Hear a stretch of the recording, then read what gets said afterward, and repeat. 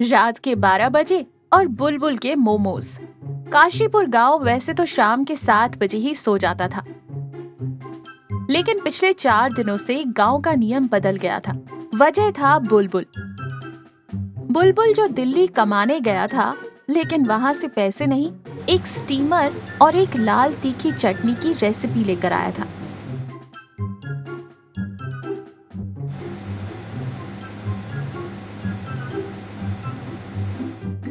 गांव के पुराने बरगद के पेड़ के नीचे, जहां दिन में पंचायत लगती थी, वहां अब रात के 11 बजे बुलबुल का मिडनाइट मोमोज कॉर्नर सजता था। रात के 11:30 बजे थे। लालटेन की रोशनी में बुलबुल के ठेले से भाप निकल रही थी। गजेंद्र काका अपनी लाठी टेकते हुए वहां पहुंचे।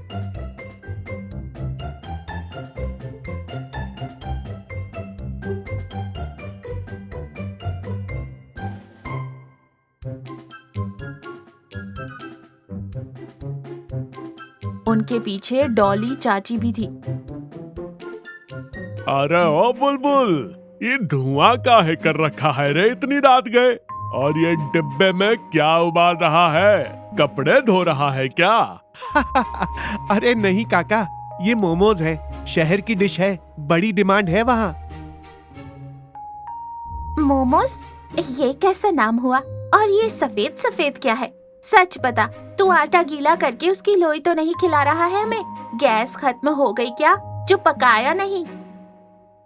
ओहो चाची, इसे भाप में पकाते हैं, तेल नहीं लगता इसमें, बहुत पौष्टिक है। एक बार खाओगी तो समोसा भूल जाओगी। देख रही हो डॉली, अब हम बुढ़ाऊ लोगों को ये उबला हुआ आटा खाना पड़ेगा। अरे इसमें आलू तो है नहीं, तो स्वाद कहाँ से आएगा? काका, इसके अंदर सब्जी है और जादू इस चटनी में है। एक प्लेट लगाऊं?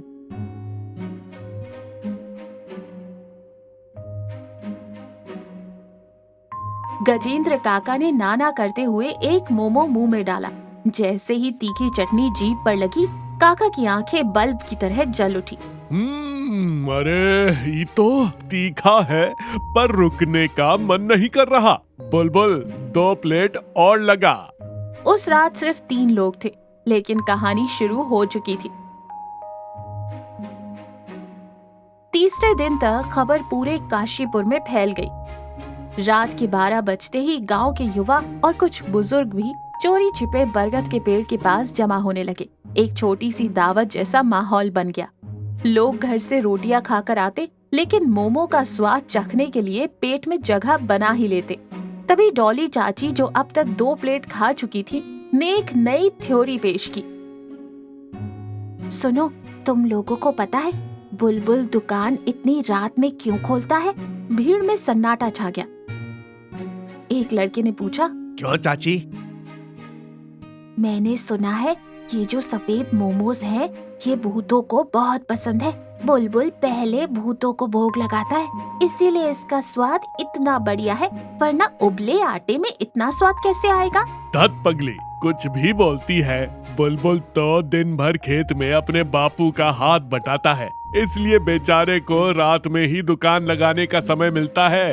नहीं काका, मैंने कल रात देखा था, जब हम सब चले गए थे तो अंधेरे में एक भारी भरकम परछाई आई थी, बहुत बड़ी परछाई। उसने बुलबुल से कुछ मांगा और बुलबुल ने चुपके से उसे एक थैला दिया। जरूर कोई प्रेत आत्मा थी। लोगों के हाथ से मोमोज छूट गए। डर का माहौल बन गया, लेकिन चटनी का स्वाद इतना बढ़िया था कि लोग डरे हुए भी खा रहे थे। 5वें दिन की रात बड़ी डरावनी थी। आज भीड़ थोड़ी कम थी, क्योंकि डॉली चाची की भूत वाली कहानी ने सबको डरा दिया था। सिर्फ बुलबुल, गजेंद्र काका और डॉली चाची ही वहां थे। तभी झाड़ियों के पीछे से सरसराहट हुई। काका, आपको कुछ सुनाई दिया? चुप रह, बिल्ली होगी। तभी एक भारी आवाज आई, जैसे बादलों की गड़गड़ाहट। बुलबुल, मेरा माल तैयार है।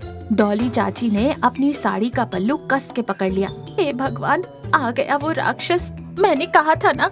बुलबुल के चेहरे पर पसीना आ गया।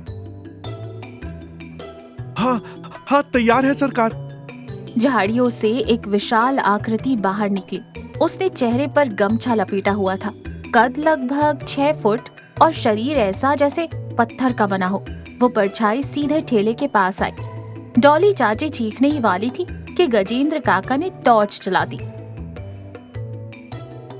कौन है बे तू और हमारे गांव के छोरे को क्यों डरा रहा है? जैसे ही रोशनी पड़ी वो भूत हड़बड़ा गया। उसने भागने की कोशिश की लेकिन ठोकर खाकर गिर पड़ा। गमछा चेहरे से हट गया। सब हैरान थे। वो कोई भूत नहीं, गांव के सबसे सख्त, सबसे अनुशासित शेरा पहलवान थे। वही शेरा पहलवान जो सुबह 4 बजे उठकर अखाड़े में दंड बैठक लगाते थे और पूरे गांव के युवाओं को लेक्चर देते थे। तली भुनी चीजें जहर है, सिर्फ दूध, घी और बादाम खाओ, शरीर मंदिर है। आज वही शेरा पहलवान रात के 12 बजे मिट्टी में गिरे हुए थे और उनके हाथ में मोमोज की प्लेट थी। अरे शेरा, तू ये मोमोज के लिए? अरे तेरा शरीर मंदिर है ना। शेरा पहलवान अब एक छोटे बच्चे की तरह जमीन पर बैठकर मुंह लटकाए हुए थे। काका, अब क्या बताऊं? घर पे मेहरारू उबली हुई लौकी और तोरई के सिवा कुछ देती ही नहीं।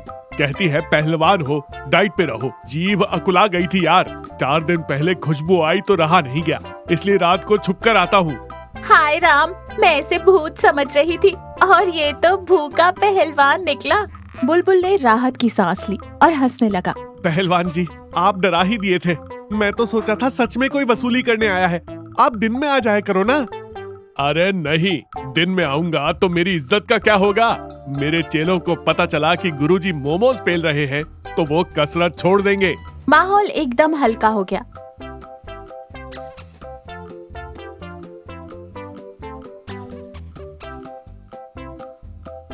बुलबुल ने शेरा पहलवान को गर्मा गर्म मोमोज दिए। गजेंद्र काका, डॉली चाची और शेरा पहलवान तीनों बरगद के नीचे बैठकर खाने लगे। बुलबुल ने उन तीनों को देखकर मुस्कुराया।